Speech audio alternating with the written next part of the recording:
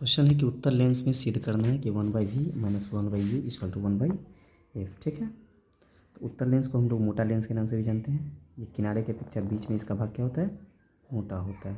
ठीक है, इसको इस तरह से बनाते हैं, इस तरह से। ये प्रधान अक्ष है, उत्तर लेंस है, सब कुछ इंपॉर्टेंट इधर ही रहेगा। ठीक है, इसको डैश डैश लाइन से बुला देते हैं, जो लेंस का द्वार का रहेगा। ठीक, इस पॉइंट का नाम हम ओ रख देते हैं, ओ। मान लीजिए ये F1 है, इसको और आगे तो बढ़ा देते हैं, इसको 2F मान लीजिए। फोकस दुगुनी, दूसरी दुगुनी फोकस, ये भी फोकस है, ये दुगुनी फोकस है, इसको डैश लगा देते हैं।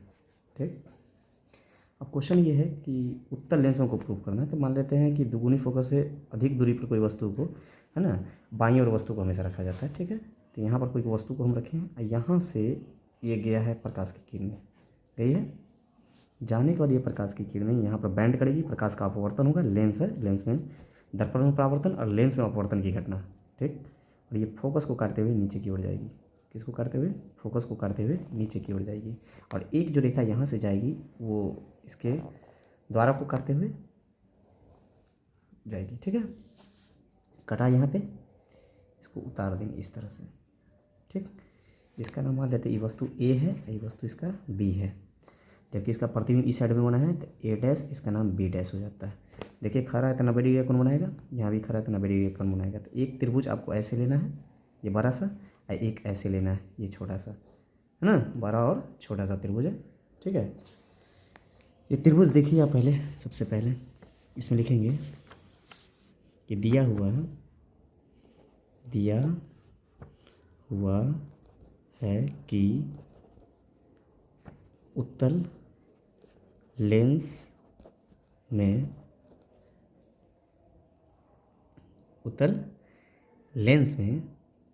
वस्तु दिया हुआ है कि उत्तल लेंस में क्या क्या चीज़ दिया हुआ है। मान लीजिए यहाँ से OF इसका फोकस हो जाएगा, इसकी दुगुनी फोकस हो जाएगा, मतलब यहाँ ये फोकस हो जाएगा, दुगुनी फोकस हो रहा है। तो वस्तु का देखिए प्रतिबिंब दूरी हो गया O से वहाँ तक, जो बी डैश आप देख रहे हैं, वस्तु को यहाँ रखें तो इसका फोटो यहाँ बनाए थे, यही ना इसका हो जाएगा प्रतिबिंब दूरी। तो प्रतिबिंब दूरी को हम लोग क्या कहते हैं, भी कहते हैं, तो पूरा भी हो जाएगा। ठीक, जबकि वस्तु यहाँ से लेकर के यहाँ तक है तो वस्तु दूरी क्या हो जाएगा, यू हो जाएगा आपका। देखिए है किस साइड में, साइड देख लीजिए, अगर बायां तरफ है तो माइनस लगा दीजिए, दाहिना तरफ है तो प्लस लगा दीजिए। उत्तर लेंस में क्या दिया हुआ है, ए बी बराबर वस्तु की ऊंचाई, ये वस्तु की ऊंचाई है, वस्तु की ऊंचाई खड़ नहीं हो लिखते चलता है। ओ से बी बराबर कितना है, यू है, ये वस्तु की दूरी है, तो यू है और माइनस में रहेगा, हालांकि बायां तरफ, आपके बायां हाथ की तरफ है, ये बायां तरफ है वस्तु दूरी। चलिए ठीक है।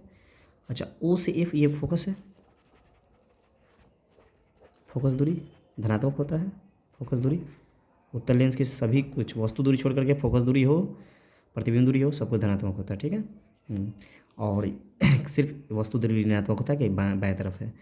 ओ से बी डैश, ये हमारा ओ से बी डैश, ये हमारा क्या है, तो ये है भी, जिसको हम प्रतिबिंब दूरी कहते हैं, प्रतिबिंब दूरी कहते हैं। ये हमारा प्रतिबिंब दूरी है। सिद्ध करना है हमको, सिद्ध जो करना है, प्रूफ क्या करना है, सिद्ध करना है कि, क्या सिद्ध करना है, यही सिद्ध करना है कि 1/v माइनस 1/u बराबर 1/f।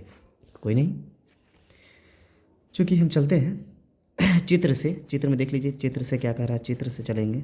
चित्र कह रहा है एक त्रिभुज आपको इधर वाला लेना, प्रतिबिंब वाला को पहले रखेंगे, वस्तु वाला को बाद में।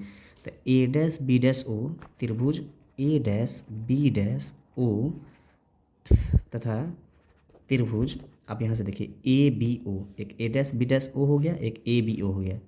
ए बी ओ में ध्यान से देखिए तो इधर का एंगल बी डैश और इधर का एंगल बी, दोनों 90 डिग्री है, 90 है।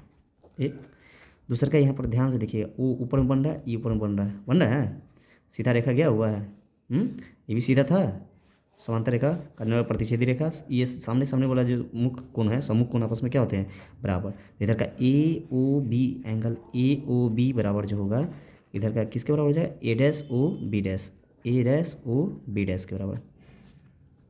कौन सा कोण? सम्मुख कोण, सामने सामने मुख वाला कोण है, इसे ज्योमेट्री में पढ़े ही हैं। कंडीशन तो हो जाएगा। तो दो कोण हो गया, तो ए समरूपता प्रमेय से, ए समरूपता प्रमेय से। नहीं भी करते डायरेक्ट समरूप लिख दे तो कोई दिक्कत नहीं है। त्रिभुज आपका ए डैश बी डैश ओ समरूप हो जाएगा त्रिभुज ए बी ओ के। ठीक है। अब ए डैश बी डैश ये प्रतिबिंब की ऊंचाई और दूरी, ये एक मेन चीज़ है।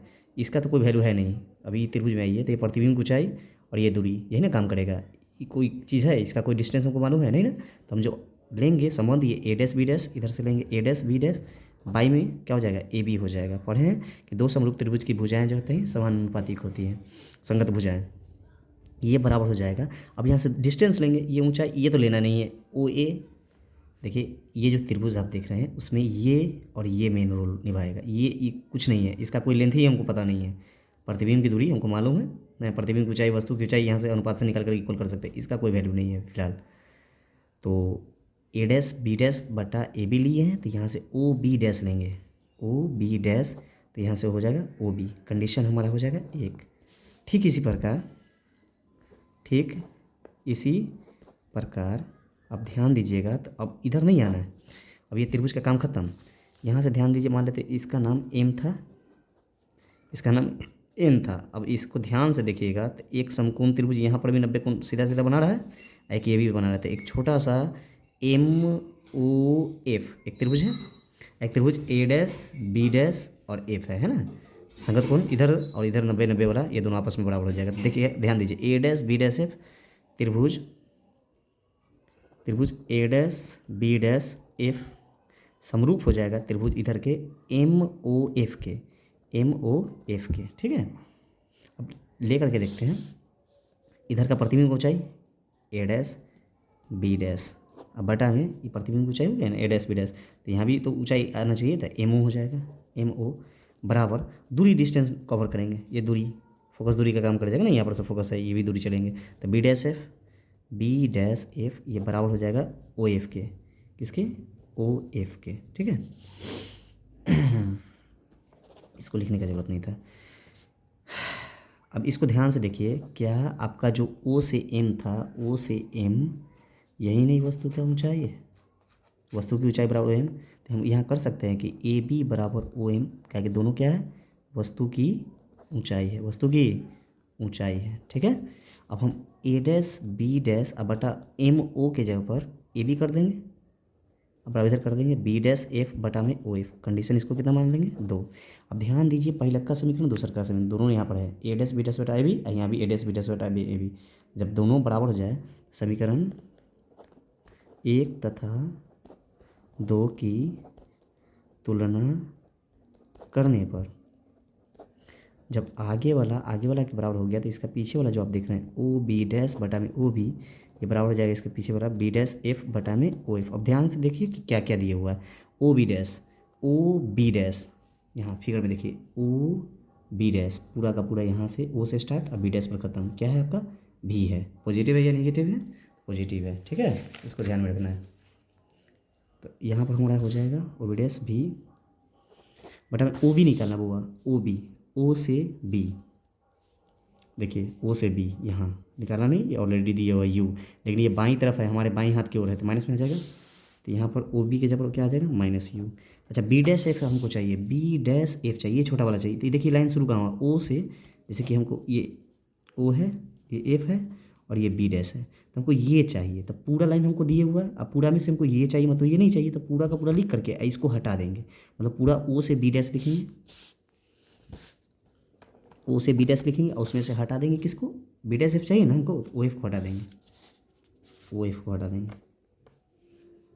ओ एफ को हटा देंगे। अब बाई में ओ एफ हो जाएगा, नीचे में ओ एफ। ठीक है। अब वैल्यू को बैठाएंगे, सब्स्टिट्यूट करेंगे। तो ध्यान दीजिएगा, भी by minus u, O B dash, आपका ओ बी डैश कितना है? ओ, अब बी डैश पूरा क्या है? भी है, तो यहाँ भी आएगा। फिर क्या चीज़ का साइन है?